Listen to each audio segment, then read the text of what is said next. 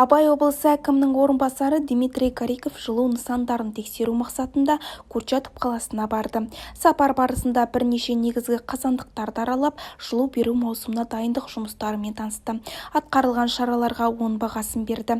Биыл Курчатов қаласында жылу желілерінің апатты және тозығы жеткен учаскелер жөнделіп, қазандықтар ауыстырылды. Қала жылу беру маусымына қала әкімдігінің қаулысына сәйкес 2 қазанда басталды. Семей қаласында Ертіс өзені арқылы өтетін жаңа көпірдің құрылысы жалғасуда. Ертіс өзені арқылы салынып жатқан көпірдің 9 тірегі және 8 аралығы болады. Көпірдің жалпы ұзындығы 1350 метрді құрайды.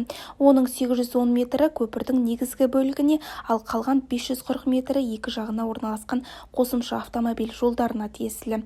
Ені 23 метр. Жаңа көпір қаладағы көлік кептелісін азайтып, көлік ағынын ретке келтіруге мүмкіндік береді. Абай облысының әкімі Нұрлан Уранхаевтың тапсырмасымен 2023 жылдың желтоқсан айында Семей қаласының әкімі улы газдан уланудың алдын алу үшін көп балалы және аз қамтылған отбасыларға арналған 4355 газ датчигін сатып алуға қаражат бөлді. Ағымдағы жылдың қаңтар айынан бастап бұл датчиктерді тегін орнату жұмыстары белсенді түрде жүргізілуде. Қаласы төтенше жағдайлар бөлімі қызметкерлері еріктілермен бірлесіп әлеуметтік осал топтар тұратын үйлерге 965 датчик орнатты. Датчиктерді орнатумен қатар тұрғындарға жылу маусымындағы өрт қауіпсіздігі ережелері түсіндіріліп, арнайы жадынамалар таратылуда. Семей қаласының сайлау учаскелері республикалық референдумды өткізуге дайындалуда. Сайлау күні қалада 128 сайлау учаскесі жұмыс істейді деп жоспарлануда.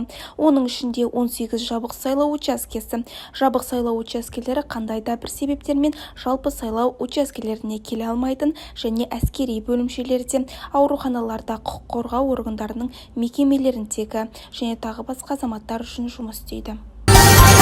Жаңа құқық бұзушылықтар сергек камералар арқылы тіркеледі. Енді жаяу жүргіншілерді өткізбейтін жүргізушілер анықталатын болады. Биыл қалада жаяу жүргіншілер өткелінде 200-ге жуық жол көлік оқиғасы тіркелді.